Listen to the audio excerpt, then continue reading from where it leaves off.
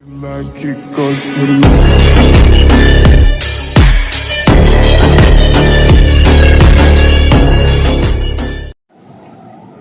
Students, welcome back to TSJ maths classes. మనము 6th class మ్యాథ్స్లో chapter number 2 whole numbers 2.1 exercise complete చేసుకున్నాం కదా. So ఇప్పుడు 2.2 exercise చూద్దాం. 2.2 ఎక్సర్సైజ్కి వెళ్ళే ముందు మనం కొన్ని ప్రాపర్టీస్ చూసుకుందాం. హోల్ నంబర్స్ చాప్టర్లో కొన్ని ప్రాపర్టీస్ ఉన్నాయి స్టూడెంట్స్, అవేంటో చూసుకుందాం. ఇక్కడ మనం చూసినట్లయితే ఫస్ట్ ప్రాపర్టీ, హోల్ నెంబర్స్లో ఫస్ట్ ప్రాపర్టీ వచ్చేసి కమ్యూటేటివ్ ప్రాపర్టీ. ఈ కమ్యూటేటివ్ ప్రాపర్టీ అంటే ఏంటో ఇక్కడ మనం కొన్ని ఎగ్జాంపుల్స్ చూస్తే మీకు కమ్యూటేటివ్ ప్రాపర్టీ అనేది ఏంటో అర్థమవుతుంది. సో ఇక్కడ మనం ఒక ఎగ్జాంపుల్ చూద్దాం స్టూడెంట్స్. 2 + 3 = 5 కదా స్టూడెంట్స్. 2 + 3 ఎంత? 5. అదే మనం రివర్స్ వేలో రాసుకుంటే 3 + 2 = 5. సో 2 + 3 అయినా 5, 3 + 2 అన్నా 5.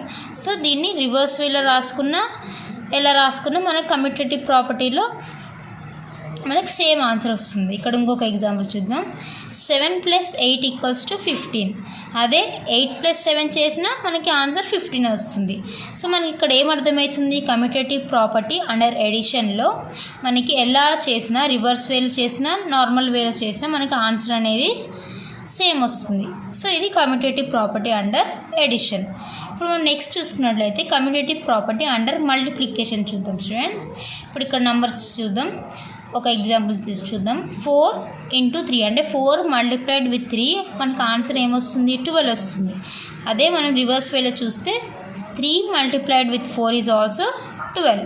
సో మనకి ఇక్కడ అర్థమవుతుంది? కమ్యూటేటివ్ ప్రాపర్టీ అండర్ మల్టిప్లికేషన్లో కూడా మనకి ఎలా రాసినా కూడా రివర్స్ వేలో రాసినా మనకు ఆన్సర్ అనేది సేమ్ వస్తుంది. ఇక్కడ 1 మోర్ ఎగ్జాంపుల్ చూద్దాం. 7 × 9 = 63 and 9 × 7 is also 63. So in any way మనం రాసినా కూడా మనకి ఆన్సర్ అనేది సేమ్ వస్తుంది. సో ఇదే commutative property students. Commutative property under addition, commutative property under multiplication. ఈ 2 వేస్లో మనం చూసుకున్నట్లయితే మనకి ఆన్సర్ అనేది ఎలా రాసినా, రివర్స్ వేస్లో రాసినా లేదా కరెక్ట్ వేలో రాసినా మనకి ఆన్సర్ అనేది సేమ్ వస్తుంది స్టూడెంట్స్. అర్థమైంది కదా. ఇప్పుడు మనం నెక్స్ట్ ప్రాపర్టీ చూద్దాం. Next property associative property students. ఇక్కడ కూడా మనం కొన్ని ఎగ్జాంపుల్స్ చూస్తే మీకు అసోసియేటివ్ ప్రాపర్టీ అనేది ఏంటో అర్థమవుతుంది. ఇప్పుడు ఇక్కడ మనం చూసినట్లయితే 3 + 4 + 5. ఇప్పుడు ఫస్ట్ మనం 3 + 4 అనేది మనం యాడ్ చేసుకున్నాం అనుకో. 3 + 4 ఎంత స్టూడెంట్స్? 7. తర్వాత +5, 7 + 5 = 12. అంటే ఫస్ట్ మనం 3 + 4 అనేది యాడ్ చేసుకున్నాక వచ్చిన ఆన్సర్కి మనం 5 అనేది యాడ్ చేస్తున్నాం. ఇలా చేస్తే మనకు ఆన్సర్ ఏమొచ్చింది? 12 వచ్చింది. ఇప్పుడు మనం ఈ 4ని 5ని గ్రూప్ చేసుకుని 3ని పక్కన పెడదాం. ఈ గ్రూప్ చేసుకున్న ఫస్ట్ యాడ్ చేస్తే 4 + 5 9 వచ్చింది మనకి. ఈ 3ని ఈ 9కి యాడ్ చేస్తే మనకు ఆన్సర్ ఏమొచ్చింది? 12. సో ఇలా మనం గ్రూప్ చేసుకుని మనం ఎడిషన్ అనేది చేసుకుంటే ఫస్ట్ ఈ 2 గ్రూప్ చేసినా మనకి అదే ఆన్సర్ వచ్చింది. నెక్స్ట్ 4 ఇంకా 5ని గ్రూప్ చేసుకుని మనం యాడ్ చేసినా మనకు 12 వచ్చింది. సో ఇది అసోసియేటివ్ ప్రాపర్టీ అండర్ ఎడిషన్. అర్థమైంది కదా స్టూడెంట్స్. మనం అసోసియేటివ్ ప్రాపర్టీ అంటే ఏంటంటే ఫస్ట్ మనం ఒక 2 నెంబర్స్ని గ్రూప్ చేసి తర్వాత రెస్ట్ ఆఫ్ ద నెంబర్ని యాడ్ చేసి మనకు అదే ఆన్సర్ వస్తుంది. ఇంకా మిగతా 2 నెంబర్స్ గ్రూప్ చేసి మిగతా నెంబర్ని యాడ్ చేస్తే మనకు అదే ఆన్సర్ వస్తుంది. So this is associative property under edition.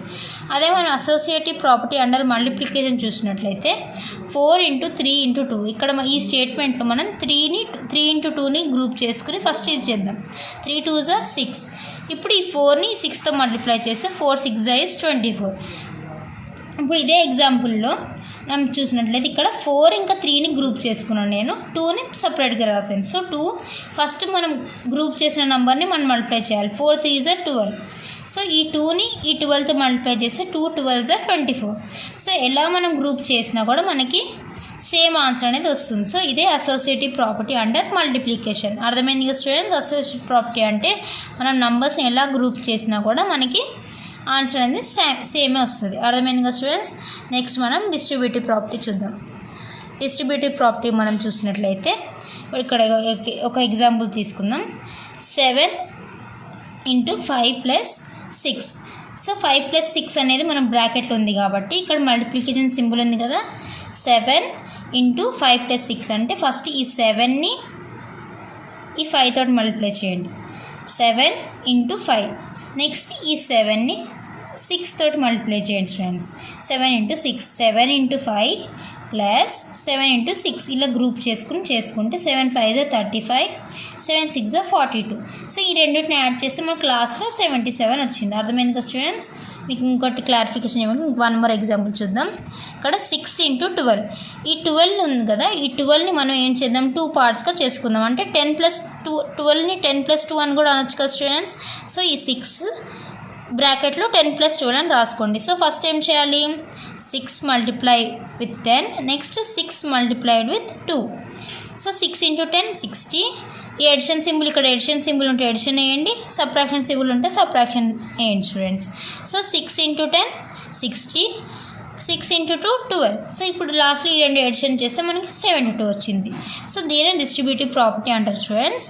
మనం ఒక నంబర్ని డిస్ట్రిబ్యూట్ చేసుకుని ఆ నంబర్కి రెండింటిని మనం మల్టిప్లికేషన్ చేసుకుని లాస్ట్లో మొత్తాన్ని యాడ్ చేస్తే మనకి ఆన్సర్ వస్తుంది. దీన్ని డిస్ట్రిబ్యూటివ్ ప్రాపర్టీ అంటారు. సో మనకి నెక్స్ట్ ఎక్సర్సైజ్కి వెళ్ళాలంటే ఈ 3 ప్రాపర్టీస్ అనేది మనం మైండ్లో ఉంచుకోవాలి స్టూడెంట్స్. మీకు అర్థమైంది కదా? So first one is commutative property, second one is associative property, last one ఏంటి, డిస్ట్రిబ్యూటివ్ ప్రాపర్టీ. అర్థమైంది కదా స్టూడెంట్స్? సో ఈ 3 ప్రాపర్టీస్ అనేది మనం మైండ్లో పెట్టుకుని నెక్స్ట్ ఎక్సర్సైజ్ అనేది మనం స్టార్ట్ చేద్దాం. ఓకే స్టూడెంట్స్, మీకు ఈ ప్రాపర్టీస్ అర్థమని అనుకుంటున్నాను. సో నెక్స్ట్ మనం ఎక్సర్సైజ్ అనేది స్టార్ట్ చేసుకుందాం. Thank you students.